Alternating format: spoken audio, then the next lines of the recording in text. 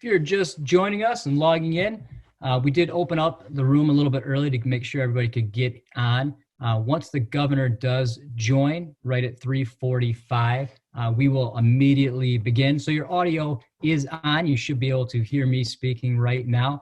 But again, if you want to drop your name, what school you're from in the chat, get a better picture of who is from Michigan is on this town hall with Governor Whitmer. So feel free to relax, drop your name in the chat. And as soon as the governor jumps on, we'll begin with our student town hall. Welcome, Governor Whitmer, and thank you for joining our student town hall. I'd also like to thank the roughly 500 students from across the state who will be jumping on this call as well. My name is Matt Alley. I'm Director of Student Services for the Michigan Association of Secondary School Principals and the Michigan Association of Student Councils and Honor Societies. As an organization, we are dedicated to student voice and student leadership, and we're very fortunate and very honored to be able to host this forum for students to really discuss their top questions and concerns about the COVID-19 crisis here in Michigan. So altogether, as an association, we received more questions for the governor than there are people in this call. So we did our very best to kind of go through the most pressing, the most frequently asked questions, and then ask those students to join a panel to address you directly. So I do want to thank your entire team for helping make this happen, and personally thank you for taking some time for the students across the state of Michigan. Yeah, it's great. I'm glad to do this. I think it'll be fun. I live with a couple of high school students myself, so I invited them to join, but unlike these fine students, they don't appreciate the opportunity to talk to the governor. Well, being a student-driven organization, I'm immediately going to turn the floor over to the Michigan Student Board of Delegates president. She's a senior from North Farmington High School. Olivia Deming, you are on with the governor. All right. Thank you for that introduction and for helping making this town hall possible. Governor Whitmer, I am humbled that I get to thank you personally. It is a huge privilege be here and to be able to express our gratitude for all you are doing to keep Michiganders safe. Your resilience in this time and the resilience I've seen in my peers is truly unmatched, and I'm proud to speak on behalf of students who are currently making the best out of the current climate. By far, the most asked question from MASC, MAHS students regards the impact that the suspension of in-person learning will have on college admissions, scholarships, learning loss, and expectations of incoming college freshmen. Have you been in contact with any of Michigan's colleges or universities about how they plan on handling the fallout from this pandemic? What are you hearing, and what can we expect as we transition to either post-secondary education or the workforce? All right, got it. Olivia, yes. Did I interrupt you? I'm sorry. Go ahead. If you weren't done, I thought you were done. No, I was done. Okay. Well, Olivia, thanks for asking the question. I've got a couple of high schoolers that I live with who are asking the same questions that I'm sure all of you are trying to figure out. My daughter, Sherry, I thought we'd be planning her graduation and getting ready for her ceremony and hopefully having a party. And, like all of you, this, it stinks. It does. But here we are in this moment that none of us could have prepared for. There's no handbook for. We've had to kind of write it. I often will say, we're building the plane as we fly it, and we're not alone. The whole world is coping with COVID-19, and that means every other state in the country, they're trying to figure it out as well. And so what I know is this, that while this is a great question, we've all been in contact with our colleges and universities since the start of the emergency. My education advisor, Brandy Johnson, speaks to them literally every day. First and foremost, I know that they are approaching this with compassion, acknowledging that, the usual process is going to not be, applicable this time around. That's one of the things I keep telling Sherry, my oldest child, that, the whole world's going through this. My younger daughter is a junior, and she's like in the process of starting to think about where to apply and those types of things. And so knowing when to take the SAT, these are all unknowns. But what we do know is that everyone in the country is confronting this, and every university is going to be making accommodations because of this. There's obviously going to be a unique toll on educational loss, toll on financial challenges that families are going to be facing and students are going to be facing. And so I would anticipate that a lot of flexibility and compassion and accommodation is going to have to be made. Our four-year colleges, yesterday, they put out a statement, and I'll make sure that Brandy shares it with you, but it's a statement to that effect. They want you to know that no one's going to be disadvantaged because of the toll that this pandemic has taken, and that they're going to be flexible. They're going to prioritize, as we all are, your health and your safety. I know that, we've asked people to make a lot of sacrifice in terms of whether it's pulling out in-person instruction, or it is shutting bars and making restaurants Dyno only, or the stay-home order. And yet I'm truly inspired by the incredible work that is happening across our state, even in the face of all of this. The students that I've had a chance to get on Zoom with and talk to, the teachers who are bending over backwards to make sure that their students have the support they need. And I think it's also important to acknowledge, and I was talking to a high school junior last week, to acknowledge the mental health toll, right, that is happening too. We recently partnered with Headspace, and you can go on to headspace.com or go onto the State of Michigan website and get some meditation tools. And I hope that people might consider doing that, because stress, everyone's feeling it, and we all have to take care of ourselves in these tough times especially. And just a note for all of our students that are jumping on the call, Miss Brandy Johnson did chat that link. So if you do scroll up and down the chat, you can pull that link directly so you can see it after this call. For our second question, we're going to turn it over to Molly Wasaki, who is a sophomore from Grosse Pointe South High School. Thank you. Governor Whitmer, thank you again for your time and for the remarkable job you've done in keeping us safe during this unprecedented time. Given the data you are seeing and what you are hearing from your medical and other advisors, what do you think school will look like in the fall? Knowing we have already lost prom, spring sports, and other end-of-year activities, do you anticipate COVID-19 is going to impact in-person instruction in the fall? What about athletic and performing arts events, dances, and other social gatherings? Thanks for the question, Molly. I appreciate that. And I know that that's something that we all would like to know the answer to, me included. What we do know is that COVID-19 being a novel virus for which there's no cure and no vaccine, a virus that's highly contagious, and frankly, it poses unknown dangers to each of us. We've got to take this seriously. And so each decision that I'm making along the way is going to be driven by the best science and the data. We will re-engage sectors of our economy that are lower risk. We will take every effort to mitigate risk associated with sectors of our economy as they come back online. All of the epidemiologists and best healthcare minds in our nation are telling us that the worst thing we could do is just jump right in, and when we think that the numbers have leveled off or decreased, and think that we're going to be safe. That will create a second wave of COVID-19. And the last thing any of us wants is to have to come back into the stay-home posture once we've started to re-engage. And so we're going to do it slowly. We're going to be really smart about it. We're going to require the same kind of health protocols. If you're going to the store, you need to be wearing a facial covering, and you might have to when school returns in the fall. We just don't know precisely what that looks like. What we do know is that moving too fast would be catastrophic. And so we will be looking at the data, making very thoughtful decisions about re-engagement. My hope, of course, is that, yes, you'll be back in school, in-person instruction, that you'll be able to participate in some events. I think large gatherings probably won't happen for a long time again, which stinks, but I think that that's just the way that it's going to be in this new normal that we'll be navigating. As for sports, I think every time that we assess the risk factor associated with an activity, one of the questions is it outdoors or indoors? If it's outdoors, it's less risky. If it's indoors, it's a heightened risk.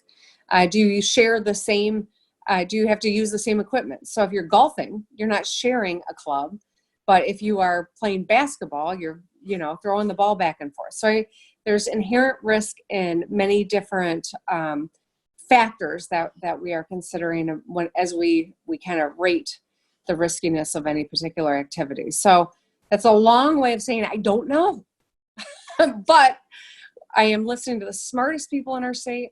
I am making sure that I'm staying in constant contact with my colleagues, Republican and Democratic alike, other governors who are navigating this. So we're sharing our thought processes and learning from one another.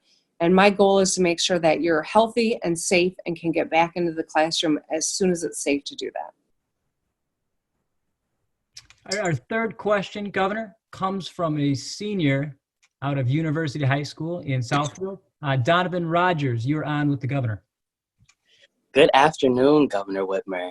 Thank you again for your time and commitment. This pandemic has crippled the daily routines of so many Michiganders, yet its effect seems to have the most severe impact on minority populations, specifically in urban areas.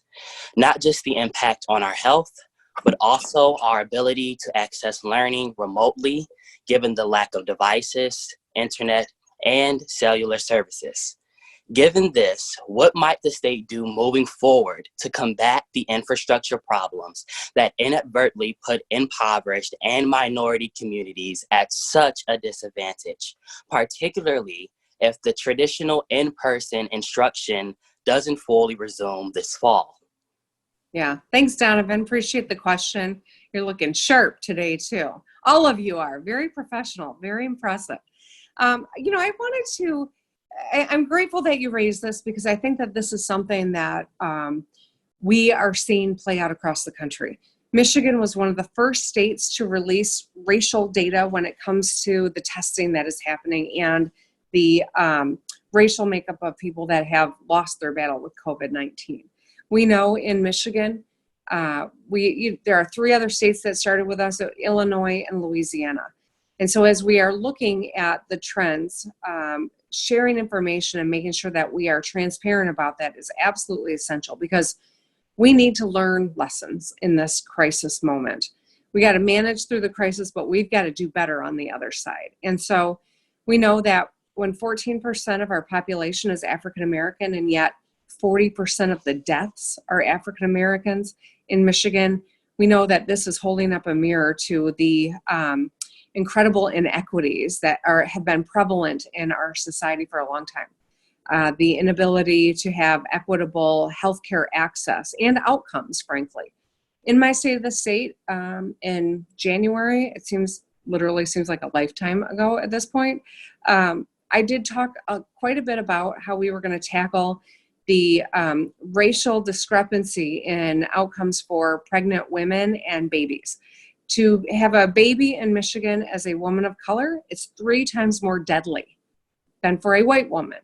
And part of it is access, part of it is racial bias, implicit bias in our healthcare facilities. And so tackling that is something that we have made a priority of this administration. But in this moment, we really see how pervasive the problem is and that it's playing out in terms of life expectancy, in terms of quality of life, in terms of the ability to beat a virus. And so we are going to continue to make sure that we're sharing this data and we're learning from it and we're developing policies that do a better job of leveling the opportunity playing field as well as the access to healthcare playing field and a lot of other attendant issues. The Lieutenant Governor, Garland Gilchrist, is the chair of a commission that I just appointed, which is the COVID-19 Commission on Racial Disparities. It's got a fancier name than that, but that's essentially what it is. And he and Dr. Janae Caldoun, who is the top medical expert in Michigan, are really working with this big group to analyze, to make sure that we're doing our outreach, the education, the access pieces, but the longer term, informing the longer term policy goals and strategy that we're going to need to take as a state, because it's impacted so many lives. You probably saw the story of Skylar Herbert, the 5-year-old who passed away this week.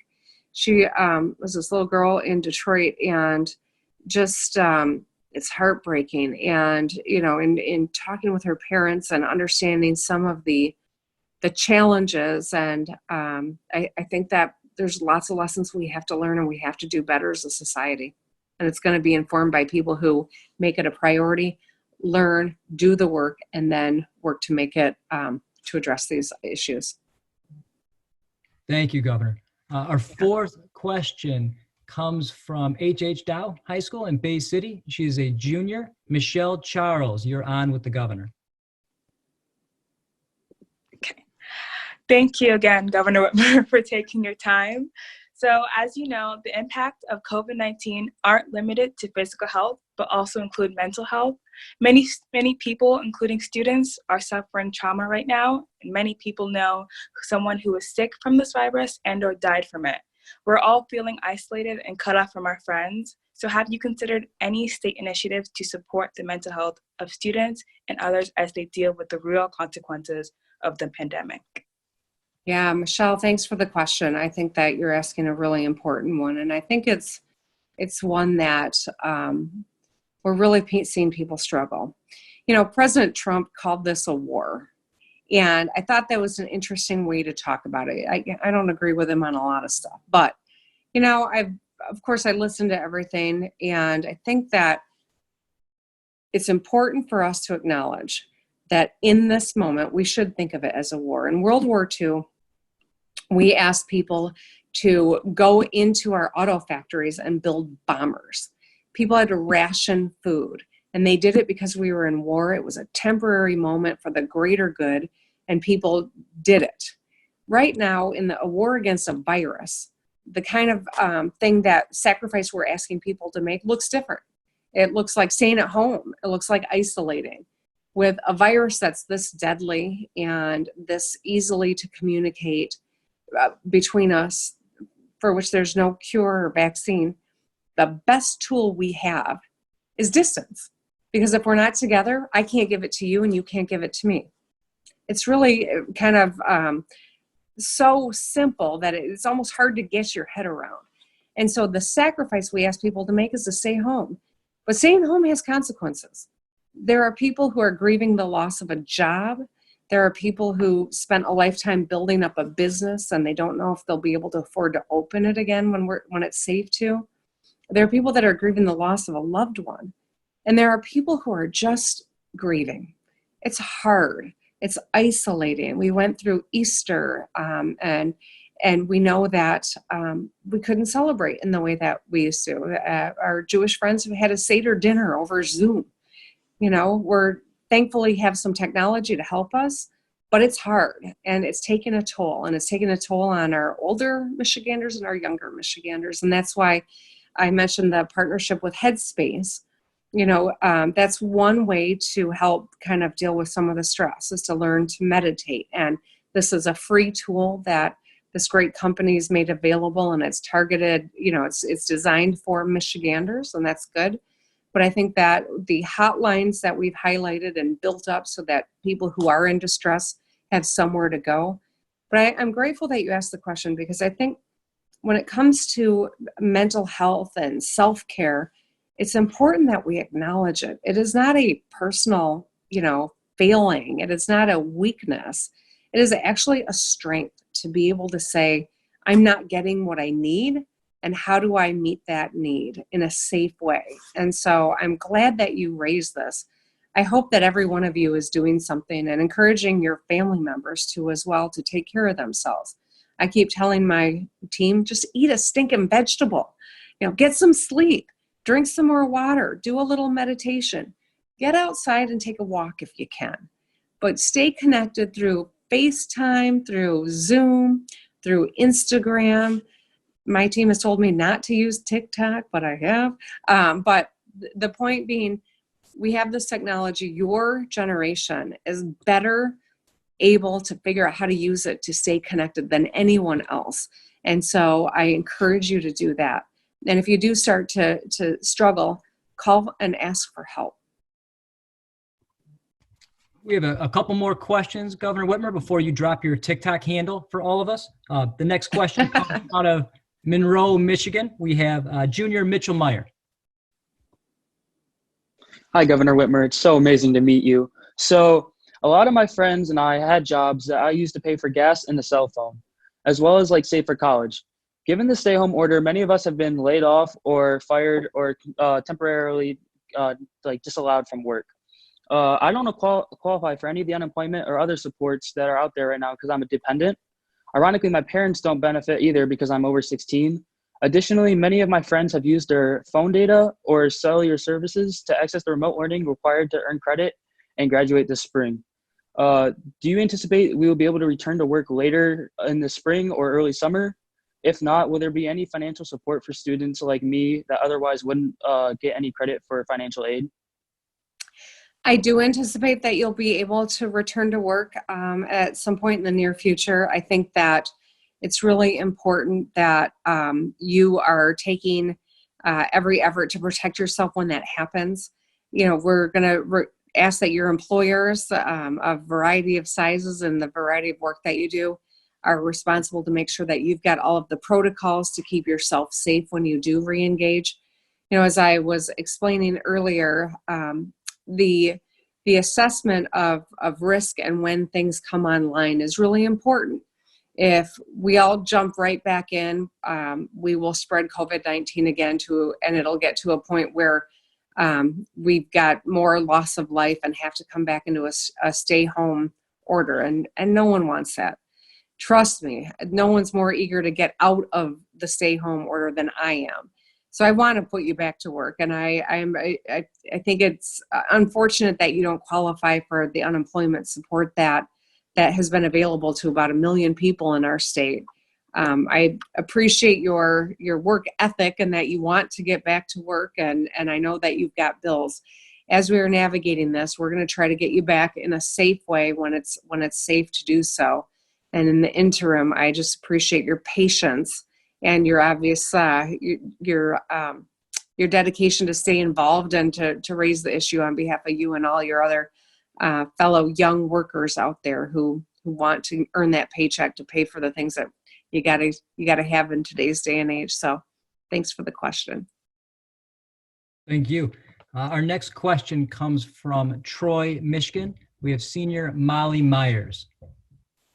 Thanks, Matt, and thank you again, Governor Whitmer, for being here for all of us as student leaders and as citizens. So there are still many people who believe that the dangers of COVID-19 are blown out of proportion and aren't as big of a deal as they've been made out to be. What advice do you have for us as student leaders and citizens in helping others fully understand and appreciate the severity of the situation in both our schools and communities? Well, I mean, you guys are smart. You're the best communicators there are, and I know you're paying attention better than probably the average person in our country is. And so thank you for the question, and thank you for your activity and for your desire to educate others. You know, I think one of the things that has been most powerful in the last few days that has happened is I had a conversation with the Herberts. This is a couple who lost their 5-year-old daughter to COVID-19. And I've been trying to explain to people, you know, the thing about this virus is none of us knows how our body's going to react. There was so much misinformation early on, some of it because it's a novel virus we're learning every day, others because there were agendas informing that. But this misinformation early on has really hurt our ability to make sure, you know, to have people believe, you know, when we are communicating about the seriousness of this. And when I was talking to the Herberts about their daughter, Skylar, something that they said really resonated.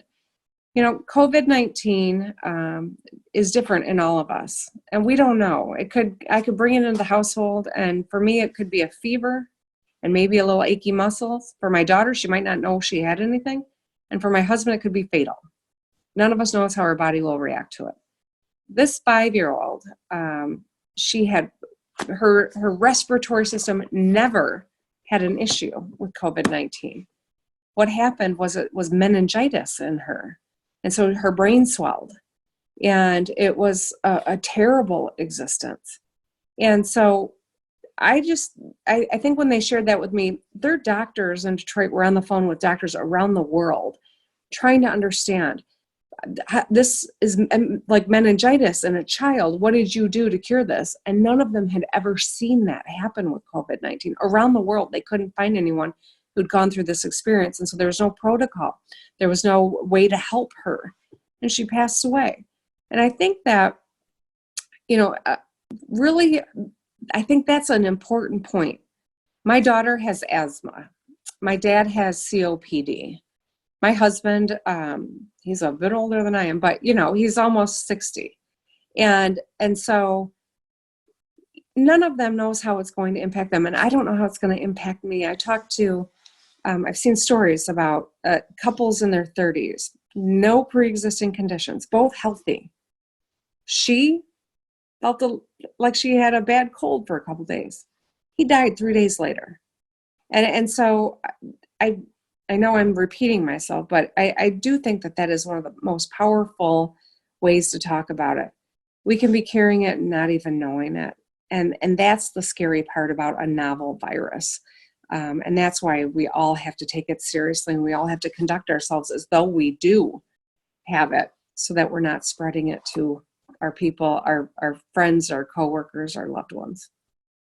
But when you figure out a good messaging, share it with me, because I know I don't have all the answers to everything. And if you want to help me be a better messenger especially for the people that you're trying to reach, and you learn something that you think is persuasive or powerful, share it with me so I can amplify it.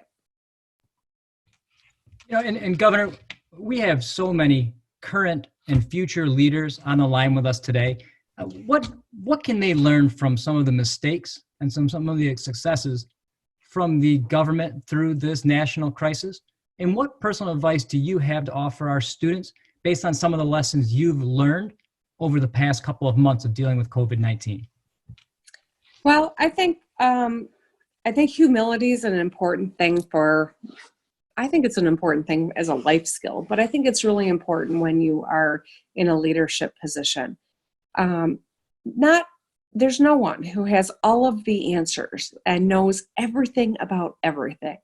And in a crisis like this, the humility to be able to know you got to ask questions and find the smartest people you can, or the experts in whatever the issue is, and ask a lot of questions, share information. One of the things that I have found so helpful in this moment is that I've made a lot of friends who are governors. I have gotten to know the governors, Republican and Democratic, in our region in particular, but across the country. I got about 10 governors with whom I'm quite close. And so as we've confronted this, it's been really nice to be able to share, this is the expertise I'm getting out of the University of Michigan and Michigan State and our frontline providers. What are you hearing? And talking to my Republican counterpart in Ohio, who is regularly on the phone with the Cleveland Clinic. My friend, Democratic governor in Minnesota, who is with Mayo Clinic. This is how we have made one another smarter and stronger and more coordinated. And I think all of those things stem from the humility to know when you got to seek out information and synthesize it and taking the time to get it right, because lives are on the line. Maybe not in every leadership role or you have lives on the line like we do right now, but I think that's been maybe the one thing that I have found to really, really help me as I'm weighing all these tough decisions that I've had to make. Absolutely. And I know you have a ton on your plate right now. Most of us can't imagine. I know you have to get off this call to get back to some other matters. I can't tell you how much I appreciate you spending some time to answer some of our student-based questions from students all across the state. And I'll absolutely speak on behalf of all of our participants to thank you again for taking some time out of your busy schedule to touch base and answer some of these questions on behalf of Michigan students. Well, I'll just say thank you. I'm glad to have spent some time with you. My days are long and they are stressful, and it's these are tough times that we are in, but there's something every day that gives me inspiration and hope and optimism, and you are that for me today. I'm really proud of the amazing work that each of you is doing. You're leaders, and I'm quite confident I'll be voting for some of you one day. Thanks. Thank you again, Governor Whitmer. Hi. For those of you on the call still, we do have Brandy Johnson. She is the educational policy advisor for the governor. She is going to stick around and answer a couple more student-based questions. So Brandy, welcome to the call for our student town hall. Thanks so much for having me. The governor is a hard act to follow, to say the least. And I've been fortunate enough to sit in on a few meetings with you. You do an amazing job. So I'm just looking forward to this as much as I was with the governor. So we kind of had the same approach, the same platform. We do have more student-based questions. So I am going to immediately turn the mic over to our first question. This comes from Ashley Chichilla. She is a junior from Mercy High School, which is in Farmington. Good afternoon, and thank you for taking the time to answer our questions. How would you advise students who are concerned about not feeling ready to take the SAT and ACT in the fall, given a 6-month hiatus in in-person instruction? Specifically, students who are now unable to retest before the early admission deadlines. Yeah, that's a great question, and one that I particularly am fond of. So I've been the governor's education policy advisor for the last just over a year. And then before that, I ran an organization called the Michigan College Access Network. I was the founder and executive director of MCAN. So basically, I spent the previous decade of my career working on these types of issues related to thinking about college readiness, college affordability, and college access. So my first piece of advice is to relax. And I know that's really hard, and I was just like you in high school a million years ago, and it is very anxiety inducing, everything related to the college admissions process is. But I really, really, really want you to relax. Just in the last couple of weeks, large universities in Michigan, like Oakland University and Grand Valley State University, really high quality universities that I think deliver a great educational product to students. They, went out and said very early on that they are going to be test optional. So you don't even need to take the SAT in order to apply for and get admitted to these universities. I think this is just the start. I think that will be the trend. I'm not saying that you shouldn't take the SAT in the fall, because I think you should. I think it may ultimately help you unlock some scholarships and some other college affordability type things, but I don't want you to think of it as a barrier. The second thing I would say is use this time wisely. There are really great platforms like Khan Academy. I bet so many of you have been on Khan Academy. Use this time wisely to practice, to study, to do lessons in a way that's, at your own pace. It won't be the same as instruction from your teachers and that face-to-face contact, but it will help keep your mind fresh. The SAT will be offered in the fall. I got to have the governor speak directly with the president of the College Board, which is the national organization that oversees the SAT, PSAT, AP. We've already committed to making sure that every single student has the opportunity to take the SAT free in the fall. He's also, because Michigan has been so hard hit by COVID-19, is going to be expanding a program they have called CBOS, the College Board Opportunity Scholarship, which is a way that you all can earn kind of mini scholarships that stack on top of each other to help you pay for college. They're going to be making some specific new investments into Michigan because of how hard hit we have been as a state. So, don't freak out, but use this time wisely, I guess, is the short term. Thanks for the question, Ashley. Our next question, we have a junior from Canton High School. Anna Gill, go ahead with your question. All right, thank you. I'd like to start by saying thank you for being here today.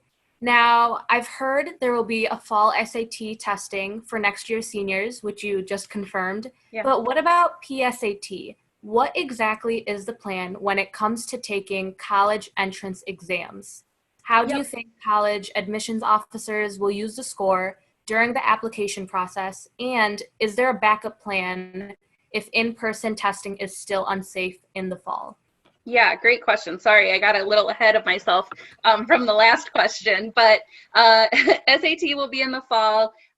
There's a day in October that we know automatically, Michigan will have access to. If the Michigan Department of Education wants to pick a different day, College Board will work with us on sort of the best day that works in Michigan. Because 100% of our students take the SAT, we have a pretty big contract with College Board, so we have some leverage to have them help us find a date that works best for Michigan.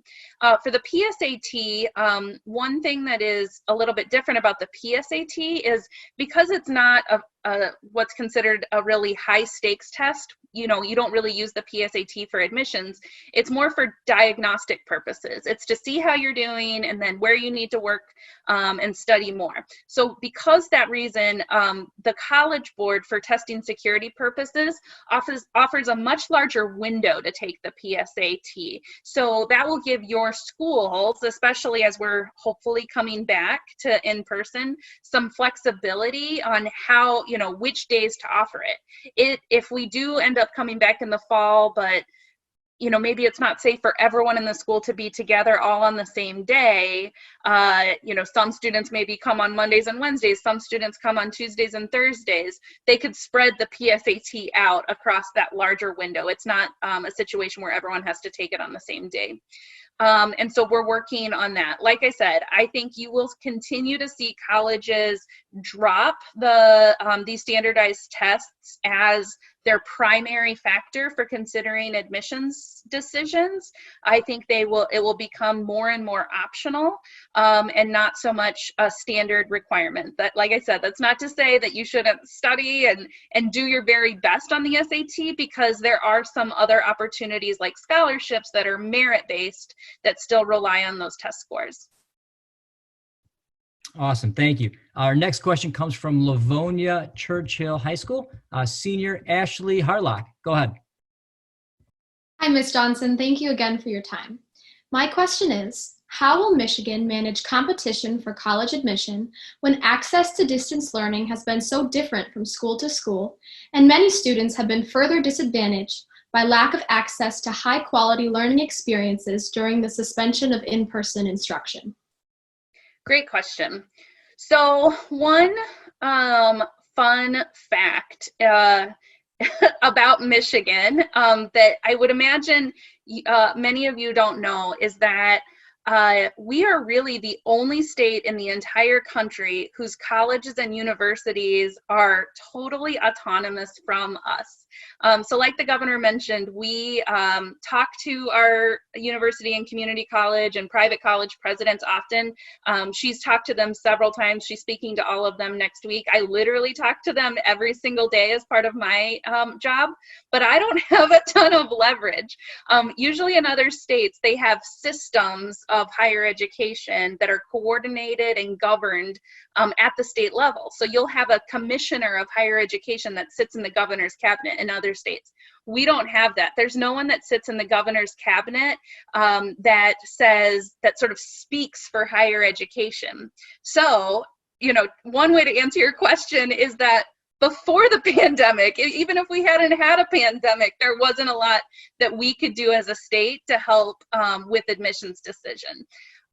That being said, I will provide some other advice. A couple of things. One is I sent in the chat, and we'll make sure that all of you get it, a letter that all the four-year universities, every single university, both public universities like U of M and Northern Michigan University and Central Michigan University. There's 15 of those. So all 15 of those, plus about 26 or so private college presidents, signed off on one letter, which is like never happened in the history of time in Michigan for all of those presidents to agree on anything. They all wrote this letter that basically said, we are going to be as flexible as humanly possible with admissions decisions. We are going to approach this with compassion, with love, with flexibility, and with recognition that this has hit different students in different ways. The other thing that letter has, which I think you should keep it and you should share it as broadly as you can with all of your friends, every single one of those institutions named someone that will be your point of contact for admissions questions. So in that attachment I sent, there is the name of the college, a human being, like a person, with a first name and a last name, their phone number and their personal email address. So you can say, look, I've applied, I don't know what to do next, or I'm thinking about applying, but I've really missed out on a lot of instruction and I'm worried.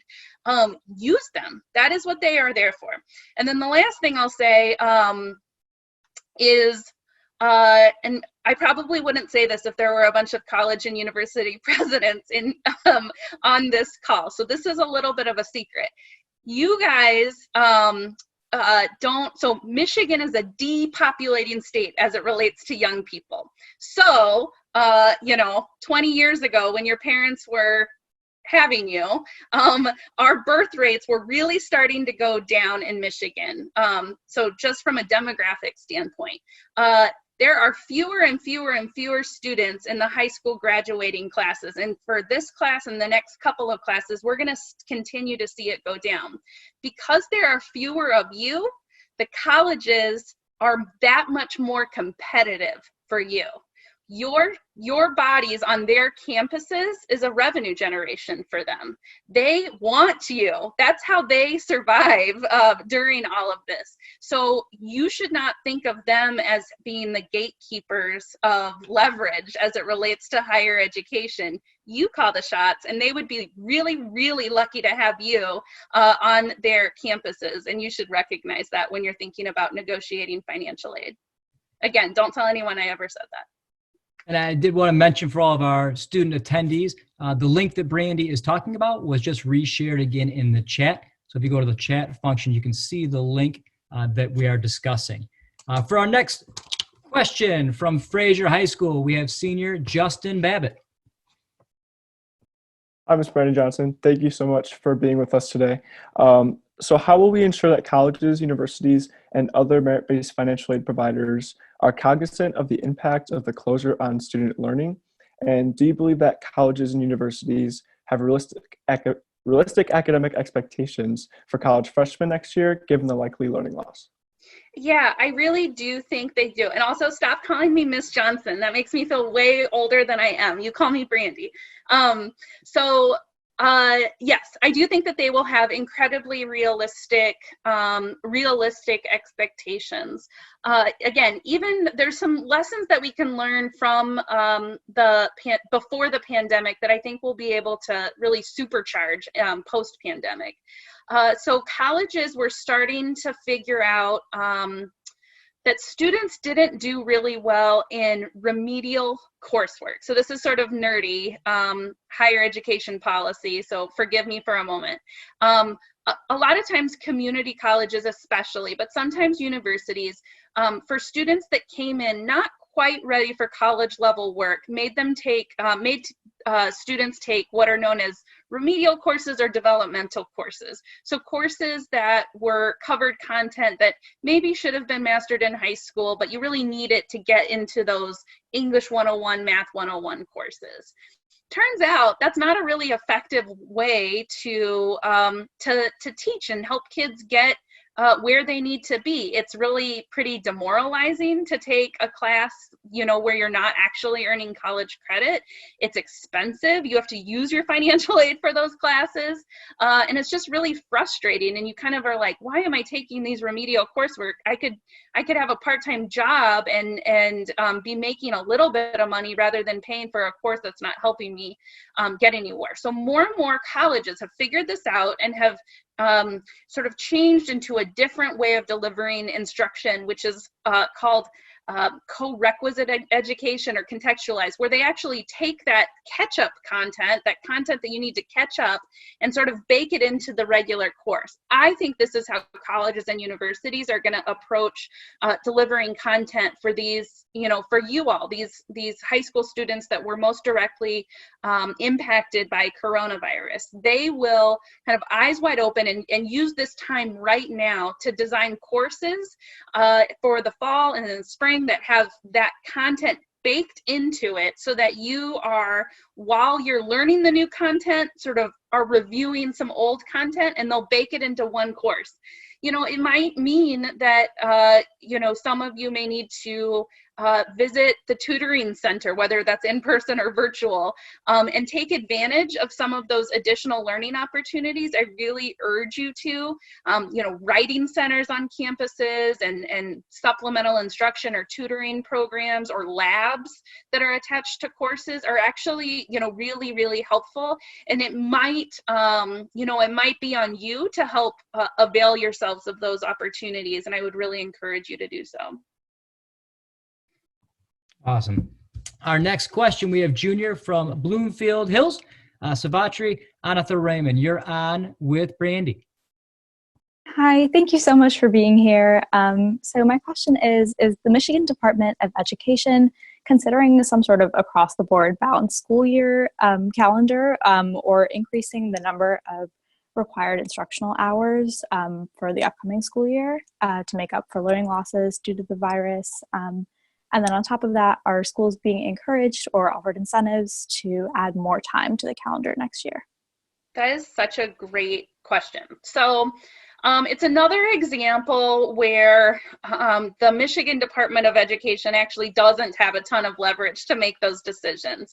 Generally speaking, those decisions are made at the local level between the school board of the local district and the superintendent, as well as the teachers and the unions that represent those teachers. So those are how those calendars are decided. What the state does, and it's really the legislature, is set sort of a minimum standard, right? So that you have to be in school for 180 days and you have to get this many hours of instruction. So we set the floor in Lansing, but districts really kind of decide there. So I think that would be, if you think that that is something that would benefit you and your classmates, one, I would really encourage you to say that out loud to your school board members and to your administrators. The school boards are not meeting face to face right now. We signed an executive order that allowed them to do their school board meetings like we are right now on platforms like Zoom. So a lot of school boards are meeting virtually, but they have to make available public comment. So you could really, exercise your voice to say, we think we need more time, and here's what we would like.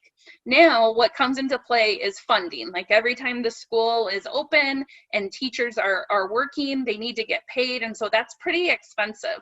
The federal government, as part of the CARES Act, which is one of the big packages of funding that came to states and communities to help with COVID response, allocated some money that will go directly to districts and paying for those supplemental learning opportunities, whether that's summer school or extending the calendar or after school and out of school time programs and opportunities to supplement learning.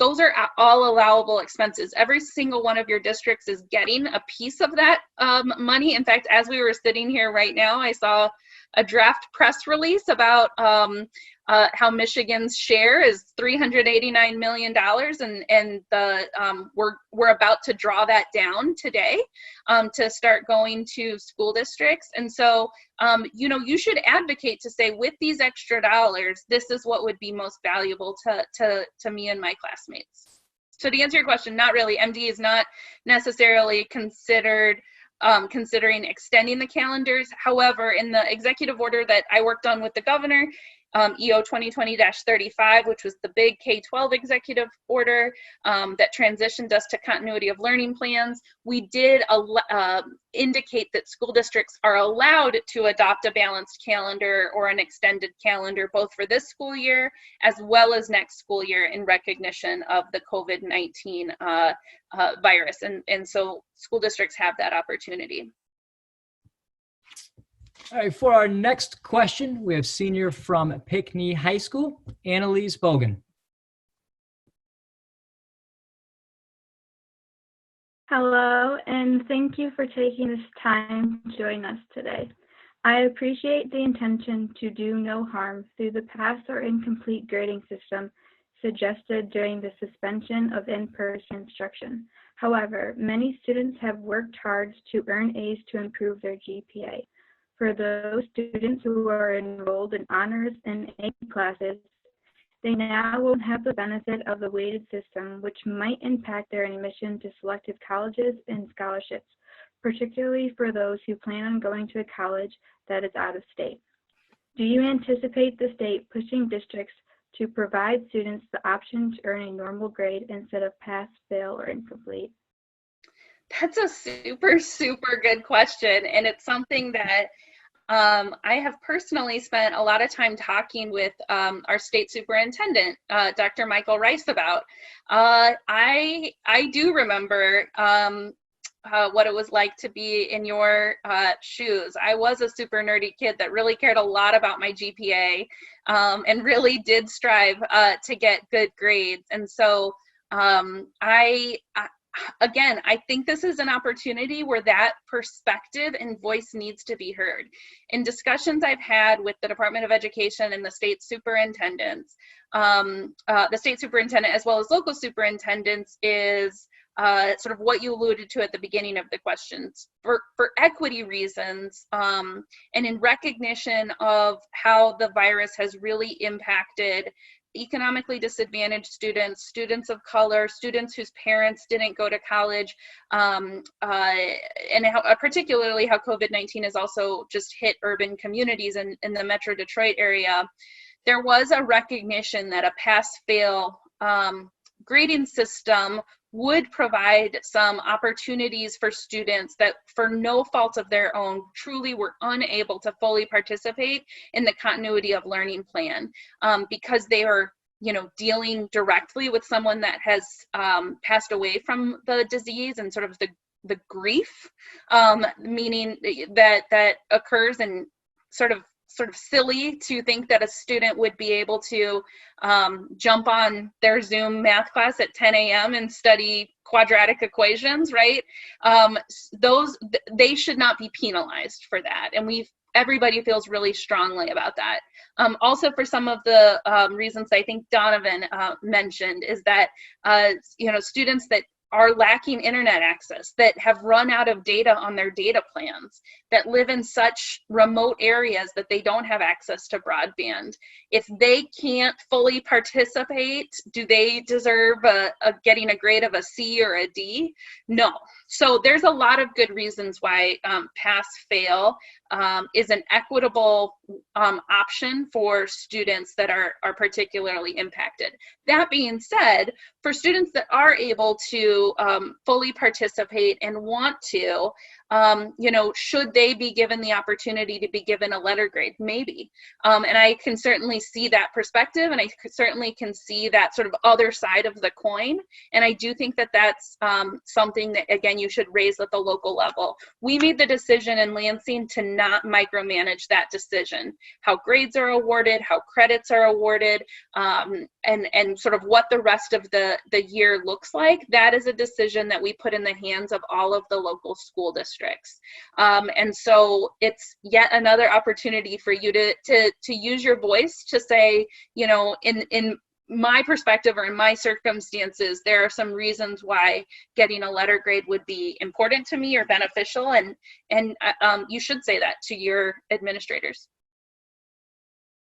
And Brandy, I have one final question for you. So how do you believe this quarantine is going to impact future years of education, since we've had a loss of learning for every grade across the board? And then how long until you anticipate students will be back on track to the time before the pandemic?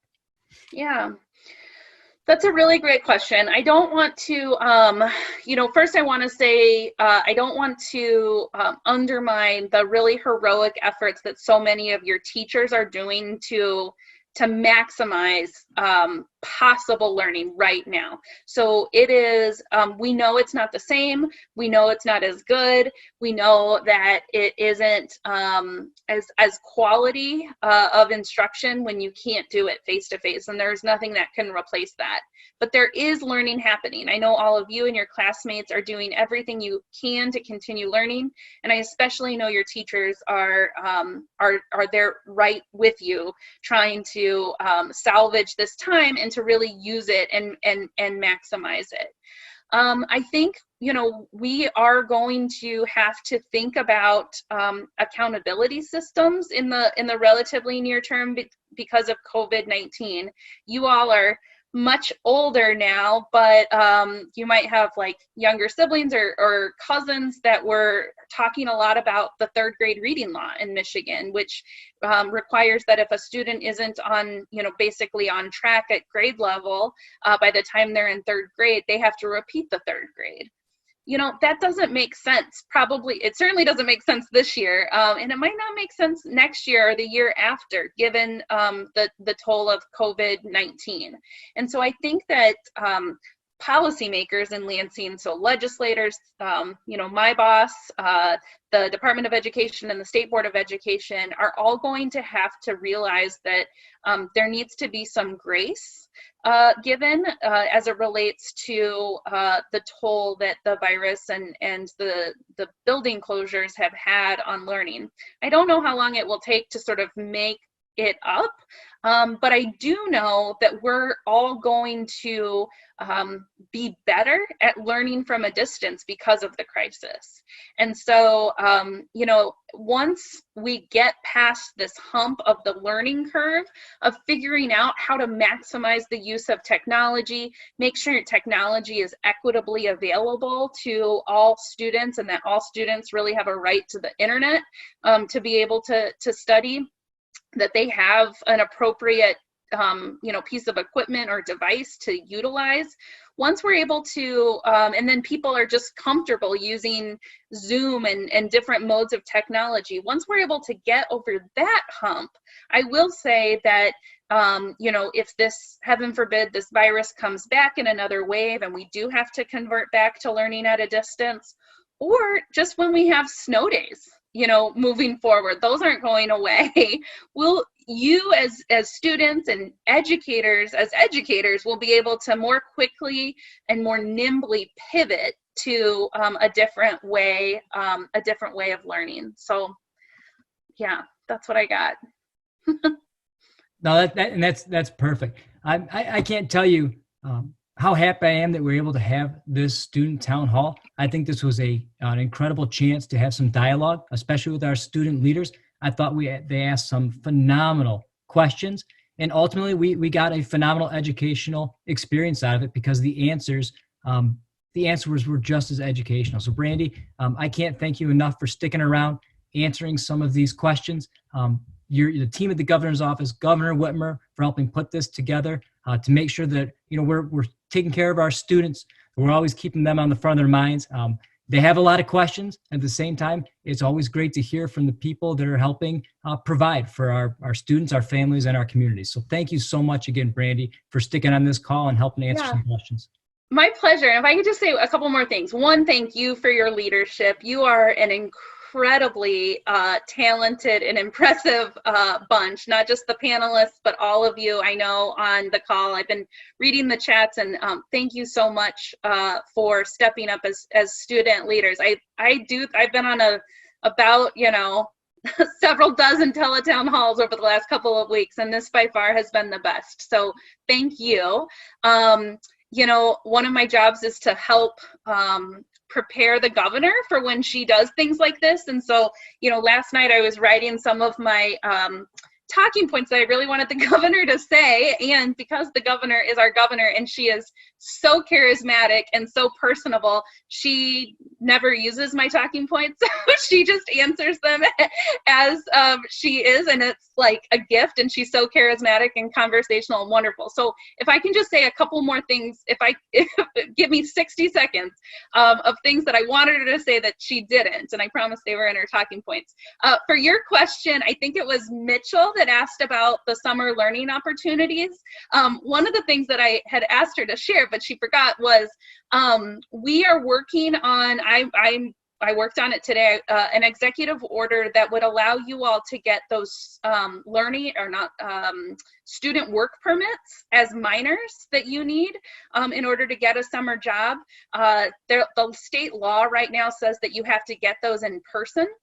You have to go to your school district and bring in paperwork, and they have to hand you a piece of paper that's your work permit. Obviously, that's silly and not going to happen this year. So we are working on an executive order just for you guys to be able to do all of that virtually. So districts will be able to issue student work permits on a totally electronically, which I think hopefully will be a good barrier for you all, or a barrier that we can lower for you all. And the other thing I wanted to mention, she mentioned Headspace as a really great resource for those mental health.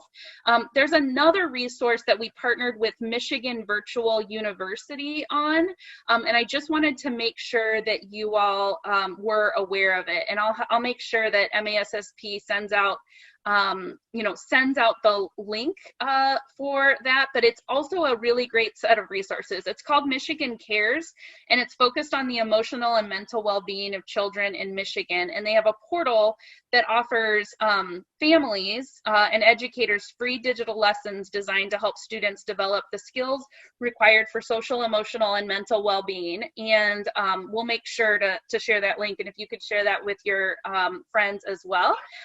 Also, the really great question from Donovan, I also just wanted to add on, the governor obviously had a brilliant answer, but we are actively, in addition to everything she said, we are actively working on procuring some technology devices specifically for economically disadvantaged communities. So just yesterday, and you're hearing it here first, the announcement will probably come tomorrow, but we've purchased just a ton of Chromebooks and iPads and AT&T and Sprint hotspots to be distributed to districts. Districts have this new federal funding, yay! And so what we were able to do is buy in bulk. So we got these huge discounts. Also, the CEO of Apple and Microsoft and Google and Sprint and AT&T, they all want to work with us. They all want to work with this governor and the state of Michigan. And so we negotiated some like rock bottom prices and are getting them here to Michigan so that those devices don't end up in other states or other countries who are all having the same supply chain issues. And so we will be offering those to your districts to basically purchase from us at the same really, really, really low prices. So we can make sure that you all can get some additional connectivity and some devices in communities. So those are the things that I wanted her to say that she didn't. And then the last thing I'll say is, like I mentioned, I'm really passionate about college access. I'm so happy that so many of your questions were related to higher education, and that you all are still thinking about how important it is to pursue post-secondary education. There's nothing more important in this whole world. To me, I am personally a first-generation college-going student. I come from a modest income family. None of my family ever went to college, but I had really great supporters in my corner, my teachers, my school counselor that told me I could go to college even if no one else in my family had. I graduated from Arizona State University. I'm wearing, you can't see it, but I'm wearing my ASU t-shirt for you all today because I'm originally from Phoenix, Arizona. And then, fast forward 10, 20 years or so, I am a policy advisor to the governor. And so I just wanted to say, don't let this virus prevent you from pursuing your post-secondary dreams. You need to earn those credentials beyond high school to really, give yourself a ticket to the middle class. And if you haven't already, if you're a senior, do your FAFSA. And that's all. So thank you. You truly are above and beyond, and I can't tell you how much we appreciate it. Another thing I know you're passionate about is the Detroit Lions. I hope you'll take an hour off or 2 hours off tonight to watch the draft. The NFL draft. I know, I'm so excited. Yes, fun fact, I am a huge NFL football fan and a big fantasy football player, so I'm very excited for my brother and I are going to watch the draft together virtually on Zoom while we're staying home and staying safe. It's always good to commiserate with other people watching the Lions draft. So with that said, I want to again thank everyone for taking the time to join this call. Thank you for our student leaders for taking time to sit in on our town hall. I did mention before that through our submission form, we received over 450 questions from student leaders.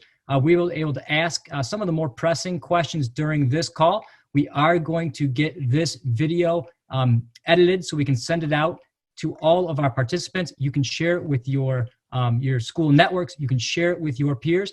But we're also going to work on addressing a lot of the other frequently asked questions from that document that we'll be able to send your way. So we will hopefully have some more answers to your questions coming very, very soon. But again, this concludes our town hall meeting. Thank you for your time.